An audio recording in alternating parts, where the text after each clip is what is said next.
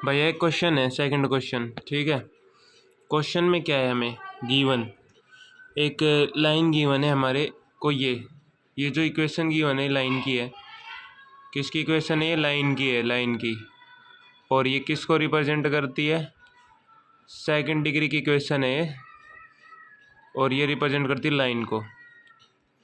लेकिन ऐसे मुंह उठा के कोई भी सेकंड डिग्री की इक्वेशन बना के ये नहीं कह सकते हम कि ये पेयर ऑफ स्ट्रेट लाइन को रिप्रेजेंट करती है। किसको? पेयर ऑफ स्ट्रेट लाइन को। ऐसे मुंह उठा के नहीं कह सकते भैया कि एक सेकंड डिग्री की इक्वेशन दे रखी है तुम्हें और हम कह देंगे वो पेयर ऑफ स्ट्रेट लाइन को रिप्रेजेंट कर रही है। उसके लिए कंडीशन है भैया। क्या? अगर जनरल फॉर्म ये है हमारी, जनरल फॉर्म अगर ये है इक्वेशन ऑफ स्ट्रेट लाइन की, ठीक है, तो वहाँ पे कुछ कंडीशन मेंशन है वो सेटिस्फाई करेगी तभी वो एक पेयर ऑफ स्ट्रेट लाइन को रिप्रेजेंट करता है। वो कंडीशन क्या है हमारी? ये वाली, डेल ऑफ ए यहाँ से दिख रहा है एक्स स्क्वायर कोएफिशिएंट, एच हमारा दिख रहा है एक्स वाई का जो कोएफिशिएंट होगा उसका हाफ, बी हमें दिख रहा है वाई स्क्वायर कोएफिशिएंट, जी हमें क्या दिख रहा है? एक्स का जो कोएफिशिएंट होगा उसका हाफ, और वाई हमें दिख रहा है एफ क्या हमें दिख रहा है? वाई का जो कोएफिशिएंट होगा उसका हाफ, और ये सी, ठीक है। सी हमें साफ नजर आ रहा है, लास्ट में जो बचा होगा वो सी रहेगा, सी। तो अगर इस टाइप की कोई इक्वेशन है और इसको डेल लिखा है मैंने, डेल, ये जो कंडीशन गिवन है, अगर ये जीरो आता है, इक्वस टू क्या आता है? जीरो।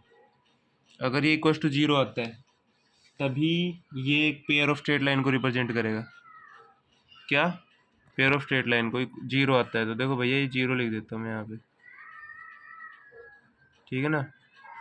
अब तुम कहोगे सर ये ए बी सी कहाँ से आएगा? मैंने बता दिया, एक्स स्क्वायर कोएफिशिएंट ए होएगा, वाई स्क्वायर कोएफिशिएंट बी होएगा, और एक्स वाई कोएफिशिएंट का हाफ लेना, क्योंकि यहाँ पे टू एच लिखा हुआ है। तो वहाँ पे कुछ भी ना लिखा हो, टू तो लिखा नहीं होगा अलग से, टू हमें अलग से निकालना है, तो मतलब एक्स वाई जो कोएफिशिएंट होगा उसका आधा ही लेना पड़ेगा फिर मुझे।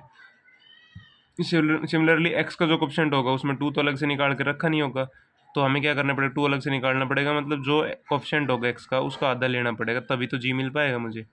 ऐसे या हाफ लेना पड़ेगा तभी एफ मिल पाएगा मुझे। तो ये मुझे गिवन है भैया। तो ए साफ नज़र आ रहा है मुझे, इसको और इसको आप कंपेयर कर सकते हो, इसको और इसको। ए तो साफ नज़र आ रहा है दो, तो ए मैंने दो लिख दिया। एक्स वाई कोएफिशिएंट का हाफ हमारा एच होएगा, ये हो गया हमारा H. Y square coefficient b होता है तो ये बी हो गया भैया। एक्स का कोएफिशिएंट यहाँ पे आप देख सकते हो, एक्स का कोएफिशिएंट का जो हाफ रहेगा ना वो हमारा क्या होएगा? जी। तो ये जी हो गया भैया। एफ क्या होता है? वाई के कोएफिशिएंट का हाफ, तो वाई का कोएफिशिएंट कहाँ है? ये रहा सात, सात का आधा एफ रहेगा, और ये सी हो गया। इसको सबको हमें क्या करना है? सिर्फ इस इक्वेशन पुट कर देना है हमें, सिर्फ क्या करना है? इस इक्वेशन पुट कर देना है। तो भैया ए बी सी, ए की वैल्यू दो, बी की वैल्यू कितनी है? तीन, और सी की वैल्यू कितनी है? चार, प्लस का टू, एफ की वैल्यू कितनी है? 7/2, और जी की वैल्यू कितनी है? तीन, और एच की वैल्यू कितनी है? एच की वैल्यू है 5/2, माइनस का क्या हो गया? माइनस का ए एफ स्क्वेयर। ए हमारा कितना है भैया? दो, ठीक है। एफ हमारा क्या है? 7/2 का स्क्वेयर। एफ हमें मिल गया, माइनस में बी, बी की वैल्यू कितनी है? तीन, और बी के बाद जी स्क्वेयर, जी हमारा कितना है? तीन यानी 9, माइनस में सी, सी की वैल्यू कितनी है भैया? चार, और एच का स्क्वेयर, एच हमारा क्या है? 5/2 का स्क्वेयर, यानी 5/2 का स्क्वेयर। 5 है, ध्यान रखना बस, यहाँ पे 5 है। तो मेरे भाई चार दूनी 8 दूनी 8 थे 24, माइनस प्लस में दो से दो कैंसिल, और 5 7 या 21, 21 5 105, 105 अपॉन में दो, माइनस में सातु सातु 49 4, तो 49,